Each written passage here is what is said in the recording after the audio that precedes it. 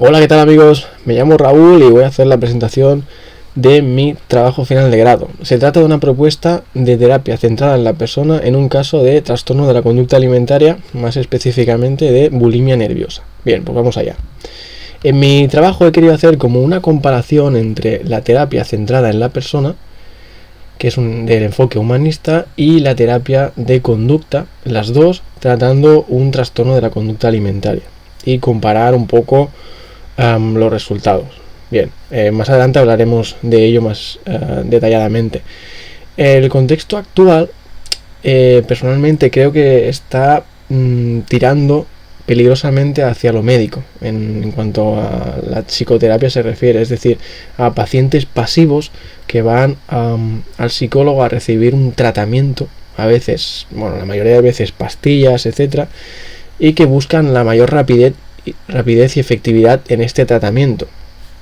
Esto lleva a etiquetas diagnósticas rápidas porque viene tanta cantidad de gente buscando soluciones rápidas que lo primero que hace la mayoría de centros psicológicos es una etiqueta. Oye, usted tiene esto, te ponen la etiqueta y por lo tanto tienes que hacer esto o si no te mejoras tomar estos medicamentos, etcétera. Y creo que estamos en un contexto en el que esto nos lleva peligrosamente a medicalizar la psicoterapia.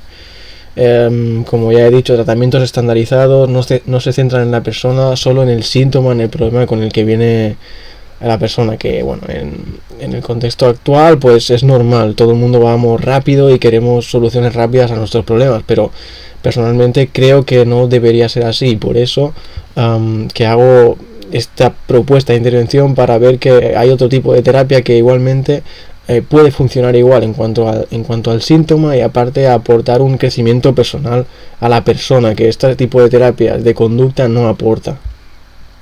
Mi propósito es el cambio en la dinámica de la psicoterapia. El paciente tiene que ser activo, asentamiento de una nueva forma de entender la psicoterapia más positiva, otro tipo de terapias como centrar a la persona,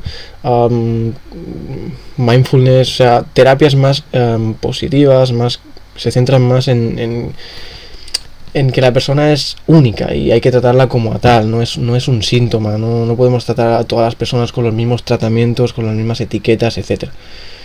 Tener en cuenta el crecimiento personal, además de la reducción o eliminación del síntoma, es decir, que la persona pueda crecer con el proceso, tener más autoestima, más autoeficacia percibida, en definitiva.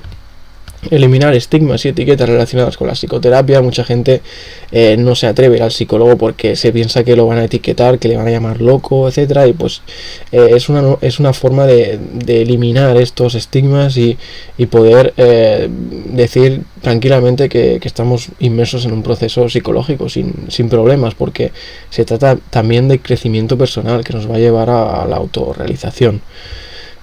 Cambios estables con herramientas propias, no tratamientos que nos dan de fuera, que nos da un psicólogo, que son tratamientos que ya están estipulados, sino que son cambios estables con herramientas del propio paciente, que encuentre dentro de él mismo y que le sirvan de por vida ya.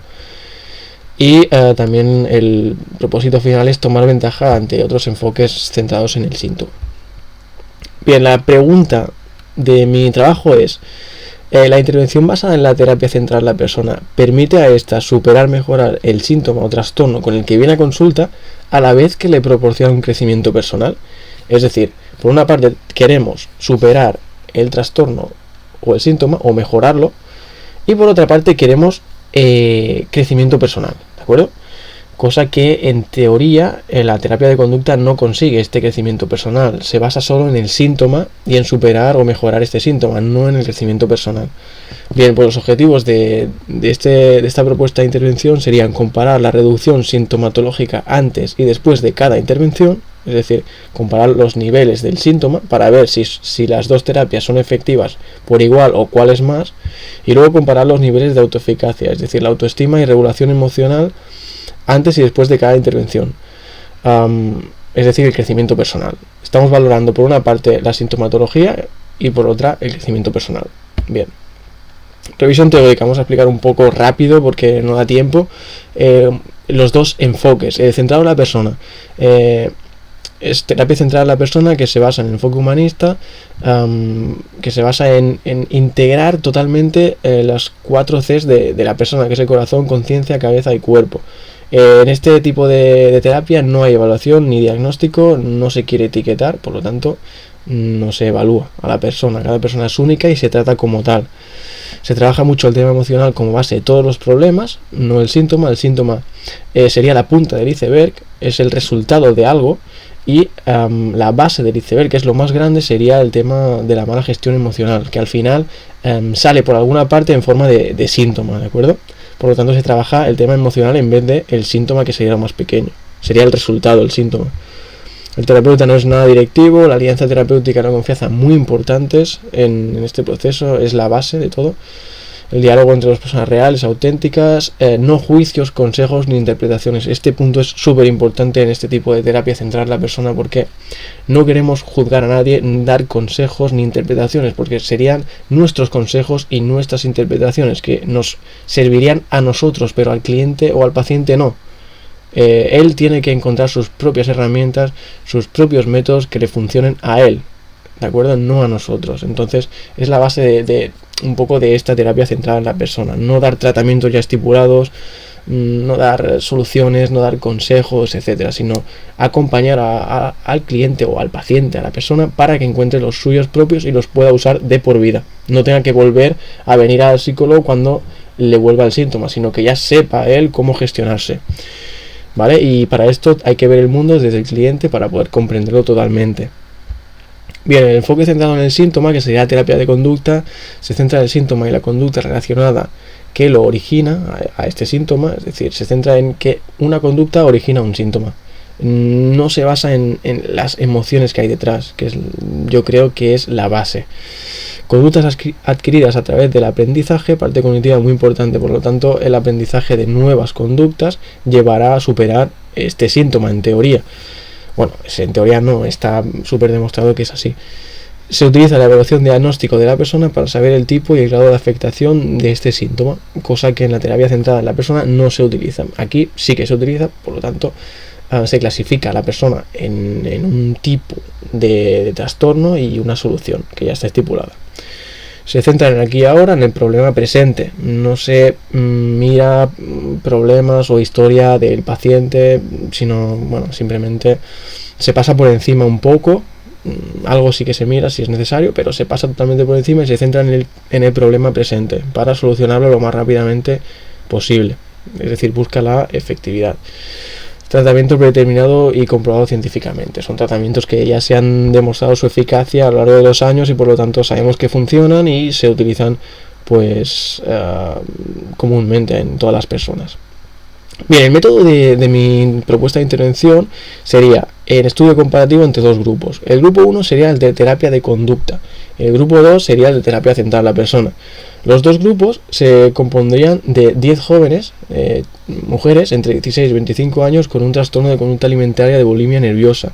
El índice de masa corporal debe ser mayor a 17, es decir, que no estén en régimen de hospitalización, o sea, que estén fuera de peligro de muerte, por así decirlo. 10 personas en cada grupo, grupos equilibrados. El tiempo en sesiones sería 20 sesiones en 26 semanas por los dos grupos, igual. Las 10 primeras sesiones semanales y las 3 últimas quincenales. Y se miden antes y después de cada tratamiento los niveles de índice de masa corporal, el estado y afectación del trastorno de la conducta alimentaria en la vida de la persona, es decir, lo que le está afectando, con varias escalas que ya están predeterminadas para este tipo de trastornos, y luego el niveles de autoeficacia percibida, es decir, la autoestima y la regulación emocional, también con test y cuestionarios ya aprobados científicamente. Estamos evaluando el estado físico, el estado en cuanto al trastorno y el estado en cuanto a el crecimiento personal. El tratamiento del grupo 1 de terapia de conducta se basaría en la primera fase, presentación del modelo y técnicas de estabilización. Iría de las sesiones 1 a la 8 y en estas sesiones lo que se trataría es de presentar el modelo, aplicar las técnicas para controlar las conductas desadaptativas, es decir, las atracones, las conductas purgativas, etcétera, y sustituirlas por patrones más estables de alimentación. La segunda fase sería reforzamiento de estas conductas aprendidas y reestructuración cognitiva, irían de las sesiones 9 a la 16 y se trataría de mantener y mejorar los nuevos hábitos adquiridos en la fase 1 y dar nuevas técnicas de autorregulación.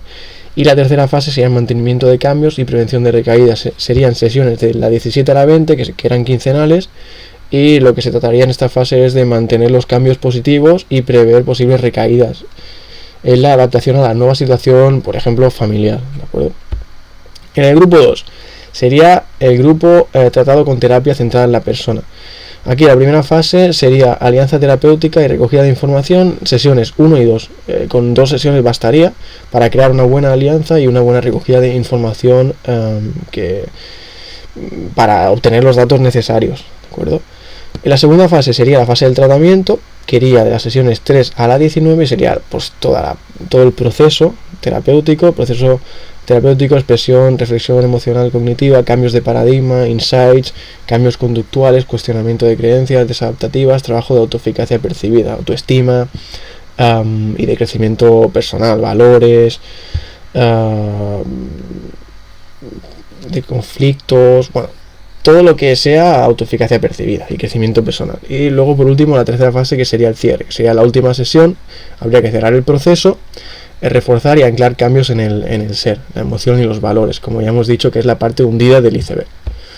Bien, los resultados, pues antes de la intervención los resultados tienen que ser similares en ambos grupos de síntoma y autoeficacia, y sería la media aritmética y la desviación típica para saber la media de cada grupo, etcétera, y la desviación para tener los grupos controlados de cómo entran a las intervenciones distintas, ¿de acuerdo? Y después de la intervención pues se haría lo mismo, se volverían a medir estos parámetros, se esperan incrementos similares en ambos grupos en cuanto a la eficacia frente al síntoma, es decir, al índice de masa corporal y grado de afectación del trastorno de la conducta alimentaria. Es decir, el síntoma se entiende que va a mejorar por igual más o menos en los dos grupos. Lo que se esperan incrementos superiores, mínimo el 80%, o sea 8 de cada 10 deben ser superiores en el grupo de terapia centrada en la persona en relación al grupo de terapia de conducta en cuanto a los niveles de autoeficacia. Es decir, el crecimiento personal creemos que va a ser superior en el grupo de terapia centrada en la persona en relación al grupo de terapia de conducta, por lo menos un 8 de cada 10 pacientes. Bien, la evaluación crítica, pues yo creo que los puntos fuertes de esta propuesta de intervención es la sencillez en la muestra, el método y los cálculos. Son todo muy sencillo y nos darían una idea bastante ajustada a lo que puede pasar o los resultados que podemos obtener con cada tipo de intervención.